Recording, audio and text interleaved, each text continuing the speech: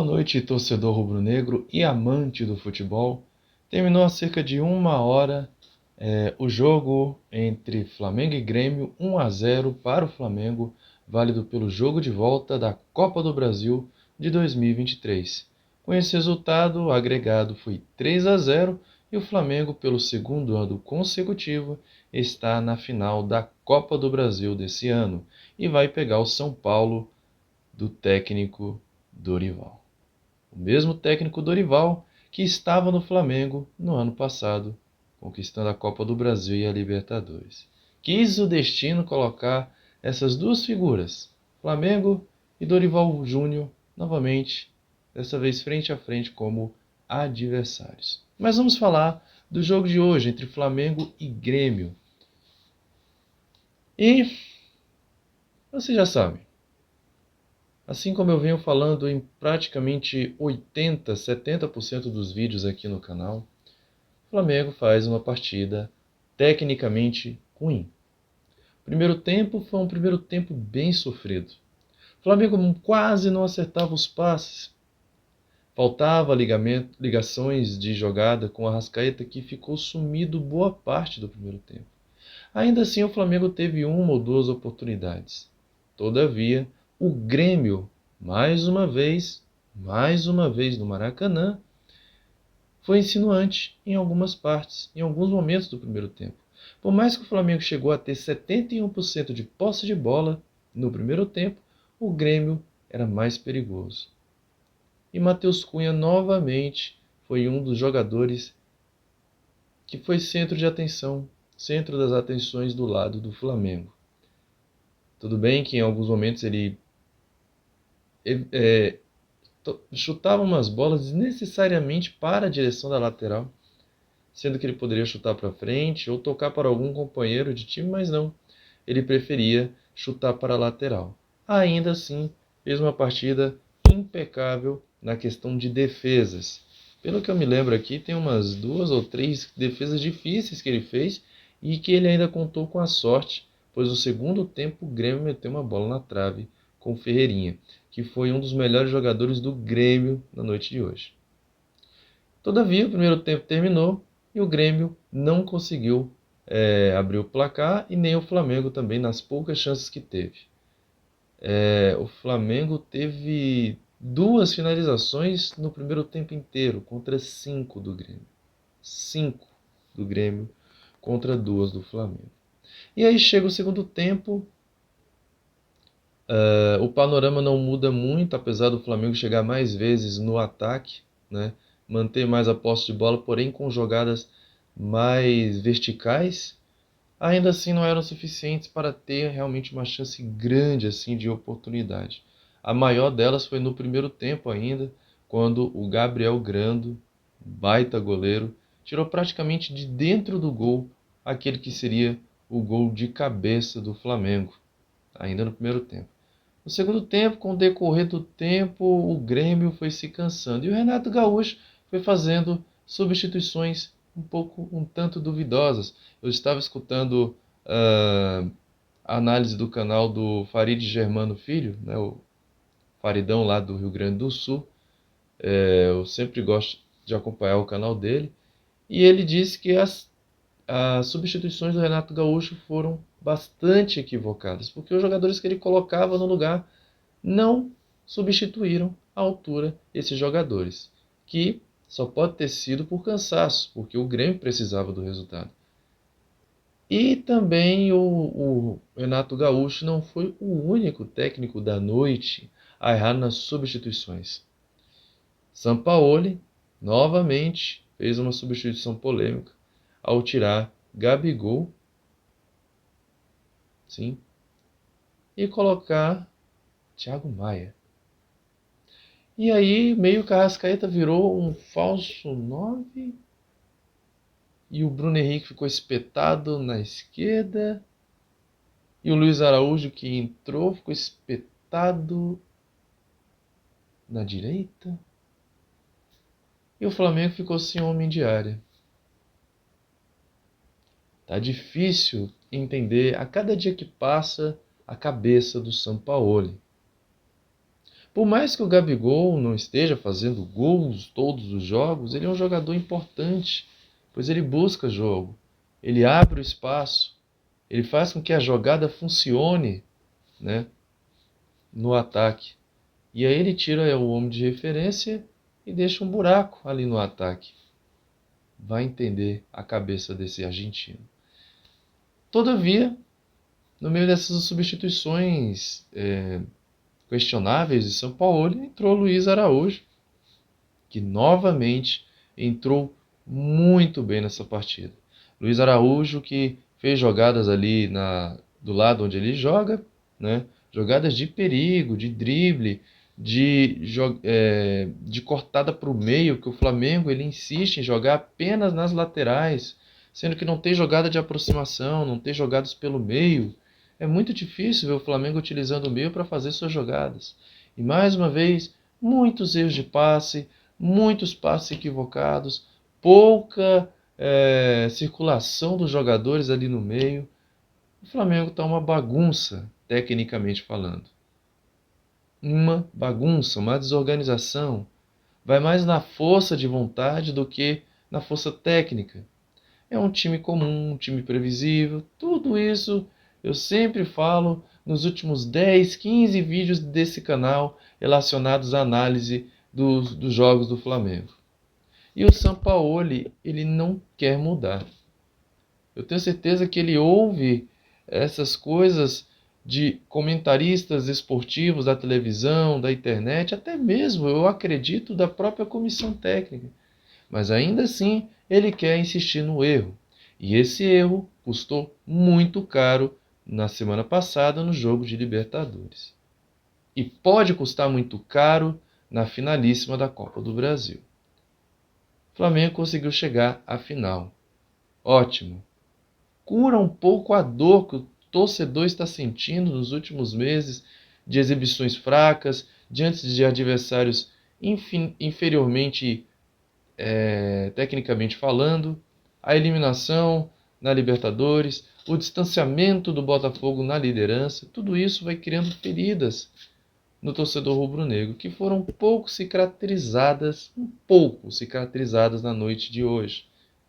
Mas ao mesmo tempo que essas feridas foram cicatrizadas, uma grande preocupação apareceu. Como será enfrentar o São Paulo bem arrumado de Dorival Júnior Silvestre? Bom, só o tempo dirá. No demais, é comemorar, por hora, a classificação do Flamengo para a final da Copa do Brasil, em 2 jogos, onde Maracanã e Morumbi serão os palcos dessa grande finalista. O Flamengo, que vem em busca do seu pentacampeonato, e o São Paulo, que vem em busca do seu título inédito nessa competição e um título relevante depois de 13 anos. Quem será o vencedor? Só o tempo dirá. No momento, o São Paulo parece mais competente, mais organizado a conseguir esse título. Vamos ver se esse favoritismo vai se valer nos 2 jogos da finalíssima da Copa do Brasil. Vamos para o scout do jogo de Flamengo e Grêmio. 1 para o Flamengo, 0 para o Grêmio, onde tivemos as seguintes estatísticas. 12 chutes do Flamengo, 12 chutes do Grêmio. 3 finalizações ao gol do Flamengo, e 6 do Grêmio. 6 do Grêmio. O Flamengo foi conseguir sua terceira finalização ao gol no pênalti bem marcado pela arbitragem, onde o jogador do Grêmio sobe com o braço aberto, naquela questão de ampliar o espaço, e a cabeceada foi do jogador do Flamengo. E a bola bateu no braço do jogador do Grêmio. Pênalti. Por mais que a pessoa não tenha intenção, mas o espaço, o braço não estava colado ao corpo. Se o braço estava aberto, pênalti.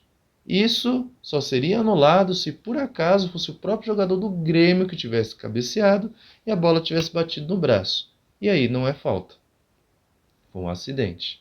Mas, por ampliar o espaço, que é o que geralmente os comentaristas utilizam, ampliação de espaço, braço aberto, sem estar colado no corpo, pênalti indiscutível. Arrascaeta foi lá e marcou Flamengo 1-0, matando qualquer possibilidade do Grêmio de se classificar na Copa do Brasil e gerando a terceira derrota do Grêmio para o Flamengo nesse ano de 2023.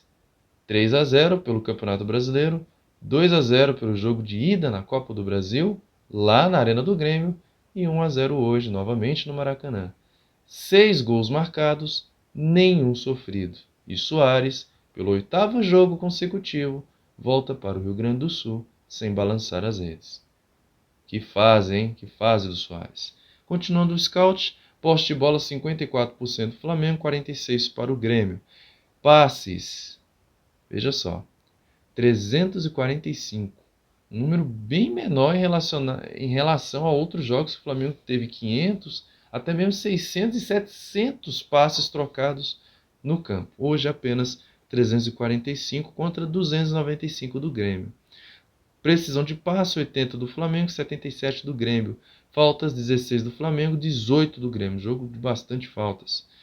Cartões amarelos 4 do Flamengo, 6 do Grêmio. 10 cartões amarelos. Bastante cartões amarelos também.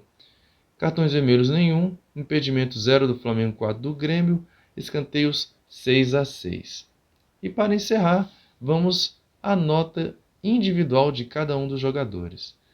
Matheus Cunha, Varela, Fabrício Bruno, Léo Pereira, Felipe Luiz, Pulgar, Gerson, Vitor Hugo, Arrascaeta, Bruno Henrique, Gabigol. Essa foi a escalação inicial do Flamengo. Matheus Cunha não comprometeu, ainda assim fez uns passes errados no jogo de hoje, mas todavia defendeu bolas difíceis quando se precisou dele, então a nota dele vai ser uma nota boa hoje, uma nota boa para o Matheus Cunha.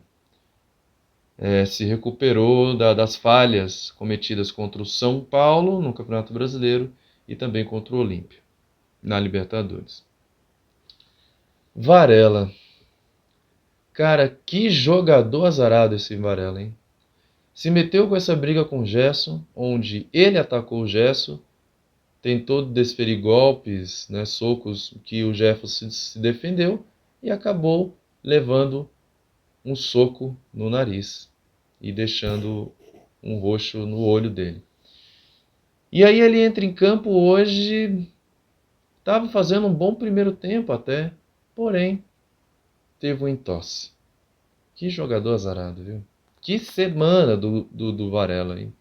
Mas até onde ele esteve em campo, estava fazendo uma boa partida.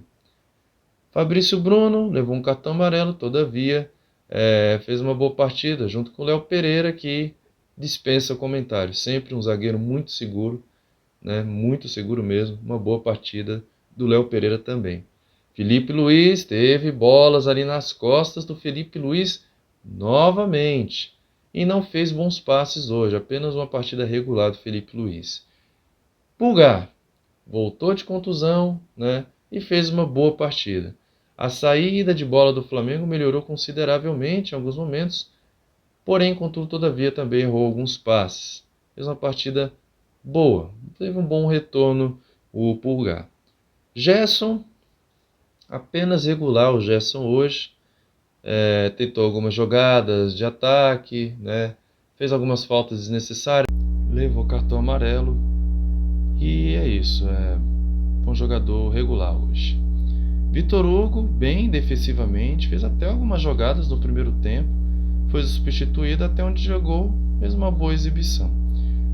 Arrascaeta, meio apagado no primeiro tempo, porém a bola não estava chegando nele. A bola não estava chegando nele.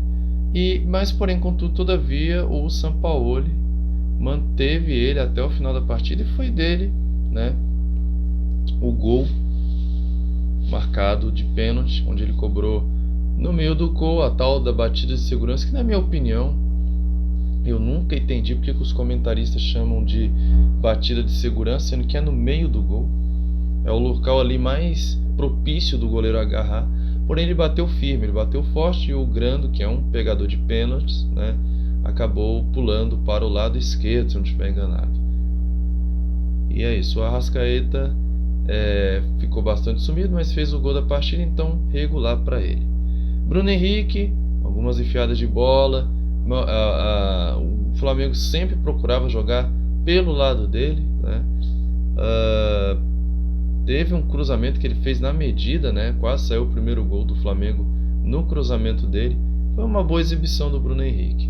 E o Gabriel Barbosa, né? O Gabigol, discreto, né? Apenas regular hoje. Não me lembro aqui de alguma grande oportunidade que ele teve de gol. Ele sai muito da área para buscar jogo, né? Aquilo que todo mundo já sabe. E para encerrar, vamos para os substitutos. Thiago Maia entrou, não comprometeu. Pedro entrou pouco, tocou na bola. Alan entrou, também a partida bem regular do Alan. Luiz Araújo entrou, levou um cartão amarelo, mas foi a melhor substituição novamente que o Sampaoli fez. Sempre insinuante, sempre procurando o jogo, sempre buscando jogadas pelo meio, cortando ali, saindo ali do lado dele e indo para o meio, fazendo aquele facão ali. Foi mais uma boa exibição do Luiz Araújo. E novamente eu repito, assim como eu disse no jogo, no react, na análise de Flamengo 1, São Paulo 1, não vai demorar muito para ele ser titular. Ele vai ser titular desse time mais cedo ou mais tarde. Talvez aqui até o momento a melhor contratação do Flamengo nesse ano de 2023. E o Mateuzinho não comprometeu, entrou no lugar do Varela e não comprometeu, né? Ainda meio fora de forma, mas não comprometeu, fez uma partida regular. É isso. Flamengo classificado para a final daqui um mês, né, a definir se será o jogo de ida no Maracanã ou no Morumbi. Espero que o jogo de ida seja no Morumbi, né, e o jogo de volta seja no Maracanã. Se o Flamengo, porém, contudo, todavia, continuar jogando dessa forma que ele está jogando nas últimas partidas, não vai conseguir, talvez, quer dizer, não vou dizer que não vá conquistar o título, porque o futebol é imprevisível. Uma equipe joga mal e acaba ganhando o jogo, e a equipe que joga bem acaba perdendo o jogo. Então, mas vai dar muito trabalho. Vai dar muito trabalho o São Paulo se o Flamengo continuar jogando mal, displicente, lento, errando passe, tentando lançamento longo, em vez de utilizar os jogadores de habilidade. Todo aquele problema que você já sabe. Se o Flamengo continuar insistindo nesses erros, se o São Paulo continuar insistindo nesses erros, vai passar muito sufoco para o São Paulo. Mas está aí uma vitória que apazigua um pouco, né, os ânimos aflorados das últimas semanas lá na Gávea. E o próximo compromisso do Flamengo é contra o Coritiba, lá no Couto Pereira, às 4 horas da tarde do próximo domingo. E eu estarei aí reagindo e analisando esse jogo no final, certo? Muito obrigado aí pelas visualizações, um grande abraço a todos que me acompanham, ao pessoal lá do Esporte Informativo, né, o grupo de WhatsApp onde eu faço parte. Um abraço para cada um das pessoas que estão me acompanhando. E desse lado aqui de cima, o react dessa partida de hoje, né? E aqui na parte de baixo, a análise de outros jogos que eu já fiz. Muito obrigado pela visualização. Até uma próxima. Saudações rubro-negras. Dias melhores na Gávea, tá precisando.